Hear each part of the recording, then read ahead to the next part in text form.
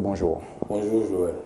Monsieur Demba Traoré, dites-nous, aujourd'hui nous assistons à une situation exceptionnelle au Burkina Faso. Comment est-ce que vous appréciez ce qui se passe actuellement au Burkina Faso?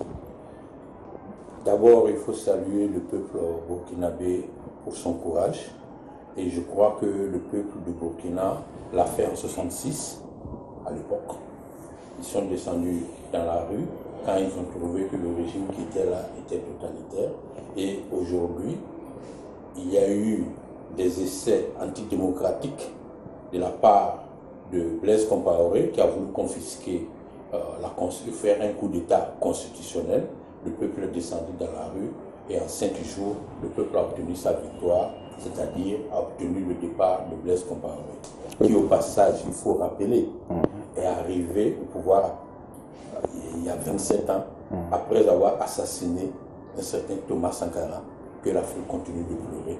Et donc, M. Blaise Compaoré ne pouvait pas partir autrement que de la manière dont il est parti. Est-ce que c'était prévisible quand même, après 27 ans de pouvoir, partir en 48 heures de manifestation? Non, évidemment.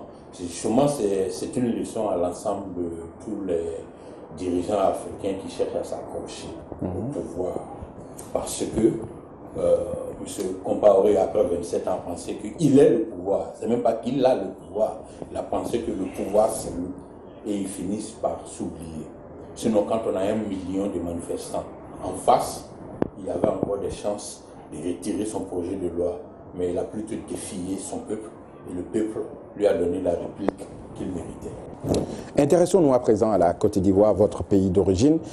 Actuellement, nous assistons au procès des Pro-Gbagbo, au procès des personnalités du Front populaire ivoirien, dont vous êtes d'ailleurs membre, et également le procès du président Laurent Gbagbo et de Charles Blé Goudé actuellement à la Cour pénale internationale. Est-ce que vous pensez que cette situation de procès un peu partout peut faciliter, peut nous permettre d'espérer une paix en Côte d'Ivoire? Avant de répondre à cette question, pour faire une transition selon votre métier, Blaise, qui a déstabilisé la Côte d'Ivoire tout le temps, ironie du sort, se retrouve en Côte d'Ivoire. Et nous autres Ivoiriens, on est quelquefois, ça nous amuse, nous disons, les chefs bandits se retrouvent sur le lieu du crime. Pour nous, il y a 4 chefs bandits, ceux qui ont déstabilisé la Côte d'Ivoire. Il y a Blaise, il y a Ouattara, il y a Soro Guillaume et il y a Bédié. Aujourd'hui, Blaise est chassé du pouvoir et ne retrouve refuge nulle part pour l'instant qu'en Côte d'Ivoire, à Yamoussoukro. Et évidemment, cela ne peut pas être utilisé, ne peut pas être un exemple pour la réconciliation en Côte d'Ivoire. Parce que des gens ont été victimes de Blaise. Il ne faut pas oublier que c'est en 2003, Blaise qui a été le premier à dire que Laurent Gbagbo se retrouvera à la CPI, quand il partait à Marcoussis. Donc, Laurent Gbagbo ne peut pas être à la CPI. Et pour beaucoup de pro-Gbagbo, c'est le brave du film, parce qu'à l'époque, Laurent Gbagbo a dit que c'est un film et nous arrivons vers la fin du film. Donc, et comme un film western ne finit pas avec le brave en prison, donc pour beaucoup de pro-Gbagbo, c'est le retour sur la scène du crime des chefs bandits que j'ai signalé, c'était plus tôt. Oui. Et cela ne peut pas être là, en Côte d'Ivoire, à Yamoussoukro, avec 800 pro-Gbagbo en prison depuis plus de 3 ans sans jugement, les leaders comme Simone a déporté à Odiéné sans jugement, toute la direction du Front populaire ivoirien ou les ex-membres du gouvernement que nous appelons gouvernement Akimbo, avec une épée Damoclès sur leur tête, où on dit, bon, le jour où Ouattara est content, vous êtes libre, le jour n'est pas content parce que les gens décident de ne pas participer à la CEI, on dit, n'oubliez pas que vous êtes simplement... Oui, mais M. Traoré, à qui imputer alors la responsabilité de tout ce qui s'était passé en 2011? Ceux qui ont commencé la rébellion en Côte d'Ivoire en 2002, qui ont mis des Ivoiriens et qui ont égorgé 50 gendarmes à Bouaké, qui ont mis des Ivoiriens dans des conteneurs à Korogo, ceux-là sont là, impunis en Côte d'Ivoire. C'est pas un Blé Goudé qui les mène nus, qui a réussi, place de la République, 1 million de personnes pour dire non à la rébellion. Ce n'est pas à Blé Goudé de se retrouver à la CPI. Oui, mais pourquoi vous ne portez pas plainte? Vous avez la possibilité également de saisir la Cour pénale internationale. Pourquoi vous ne le faites pas? La Cour pénale internationale a été saisie, pour votre information. Des preuves ont été fournies. Et quelle est la réaction? Oui. De la Cour pénale internationale, Madame Bensouda, malheureusement, décide de une position partisane. Et je vous fais une confidence de certains travailleurs de la CPI qui disent que les gens se plaignent, que eux, ils ne jugent pas les deux parties. Mais qu'au Kenya, ils ont poursuivi les deux parties. Les deux parties se sont remises ensemble et la CPI se retrouve dans la situation dans laquelle elle est face au Kenya et qu'elle ne fera pas la même erreur en Côte d'Ivoire. Donc, du coup, pour une question de stratégie, on s'amuse avec le droit, on s'amuse avec la vie des individus. Ce n'est pas quelqu'un qui a porté plainte à la CPI pour que la CPI se saisisse dans le cas de Laurent Gbagbo de la Côte d'Ivoire. Oui. La CPI s'est auto-saisie dans l'affaire. Oui, mais vous pouvez saisir. Vous avez saisi. De façon rétroactive, on dit Ouattara, qui était au Golfe, qui n'avait pas prêté serment en tant que président de la République de Côte d'Ivoire, suite à des élections contestées, c'est lui qu'on écoute, et puis on dit, bon, on a été saisi par les autorités ivoiriennes. Parce que déjà, on a pris parti.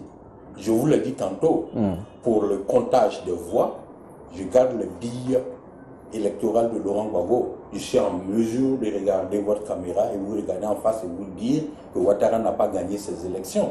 Et que, pour confirmer cela, le président Laurent Gbagbo a demandé un recomptage qu'on a vu aux États-Unis, j'y étais quand ça se faisait, qu'on a fait en Haïti, qu'on vient de faire dans pas mal de pays, et qu'on a refusé, mais on a préféré réunir toutes les forces internationales, bombarder un président réélu et légitime en fonction dans son pays. Oui, mais pourquoi en son temps quelqu'un d'autre? Oui, mais pourquoi en son temps Laurent Gbagbo n'avait pas estimé nécessaire de laisser tranquillement le pouvoir et de revenir par un autre moyen?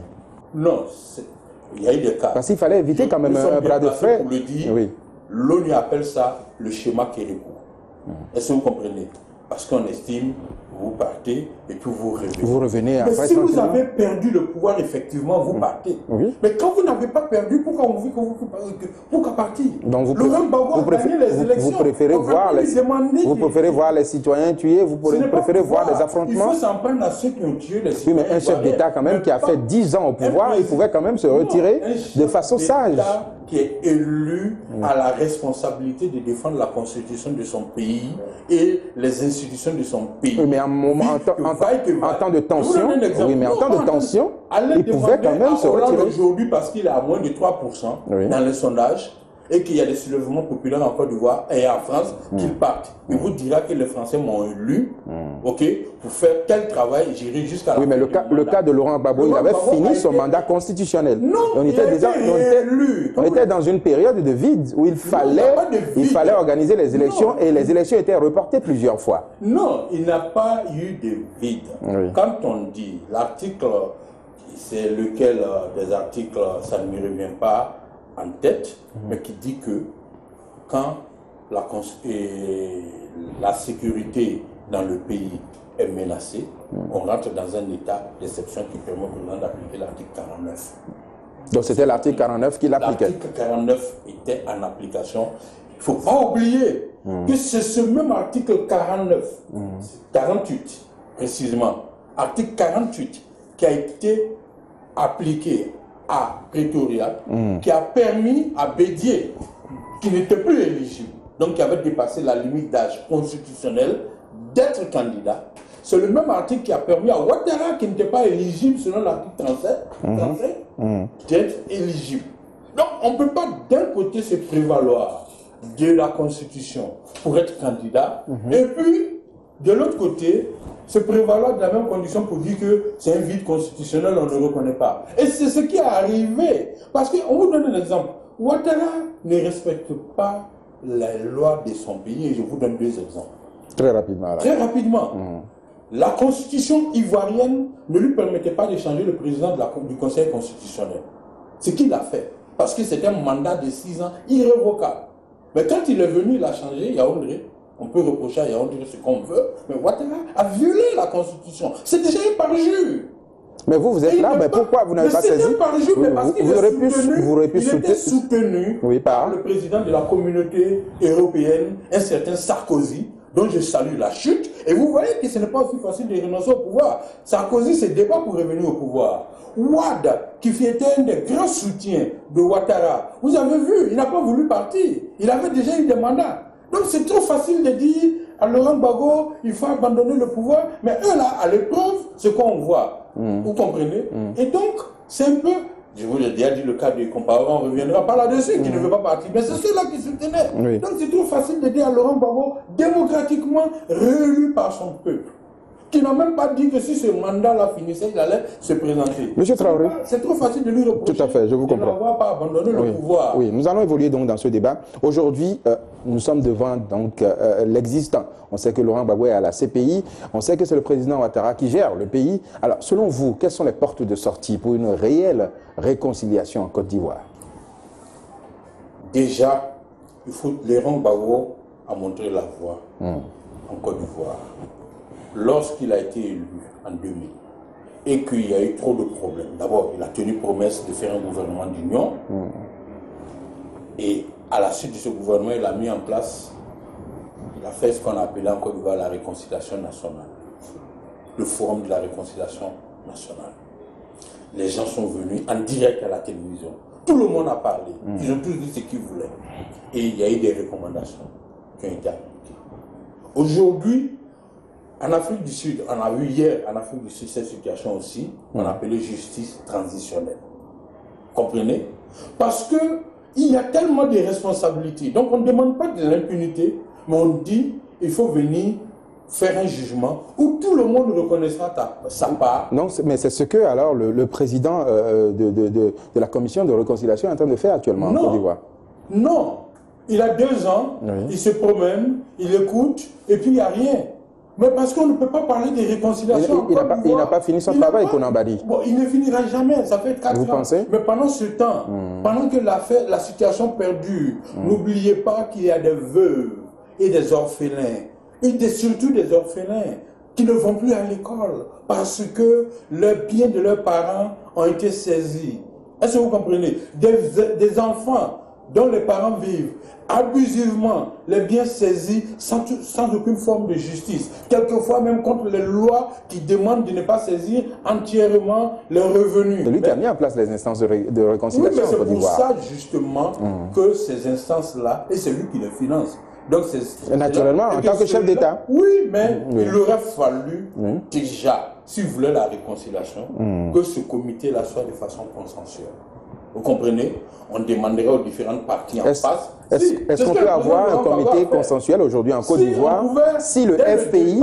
C'est parce qu'il était dans l'arrogance, il a pensé que le FPI était fini, le FPI ne comptait plus, donc il a désigné les 11 membres. Monsieur Traoré, c'est vous qui le dites, mais est-ce qu'on peut avoir une réconciliation quand le FPI pose tout le temps des conditions? Aujourd'hui, on parle d'élections, le FPI dit il faut libérer d'abord Gbagbo, il faut libérer Simon Gbagbo. Je ne même Qu'est-ce que vous voulez avoir ça, mais dites-moi, dans quel pays au monde, dans quel pays au monde on peut aller à des élections lorsque le principal parti aujourd'hui d'opposition, 95% de ses dirigeants ont leur avoir gelé, n'ont pas de maison pour habiter, tant au village qu'Abidjan, et qu'on ne fait pas d'efforts, les enfants ne vont pas à l'école, des gens mangent à peine un repas tous les 2 jours. Vous demandez à ces gens d'aller à des élections, c'est pas du cynisme ça. Il ne faut pas se moquer. Donc, et quand les gens viennent et ils veulent, la communauté dite internationale a des intérêts économiques à défendre, veut pousser les responsables de l'opposition dans le dos pour aller à des élections, nous disons non. Donc vous confirmez que le FPI n'ira pas aux élections en 2015? Je ne peux pas parler au nom du FPI, mais j'ai dit mais vous êtes dans le secret des dieux. Il n'est pas question aujourd'hui pour la majorité de la base, au niveau de la base du FPI, d'aller à des élections, tant que Laurent Gbagbo sera détenu à la CPI de façon injuste, tant que Simon, deuxième vice-présidente du FPI, sera à Odiené sans jugement, et que la Côte d'Ivoire a plus de 100 000 exilés dehors, à plus de 300 ou 600 cadres en exil, vous allez À quelle élection? Monsieur Demba Traoré, je vous remercie. Je rappelle que vous étiez pendant 12 ans le représentant du Front populaire ivoirien aux États-Unis et que vous aviez été également directeur national adjoint chargé de la communication de campagne du président Gbagbo et que actuellement vous êtes consultant en technologie. Merci. C'est moi qui vous remercie, Joël. Merci.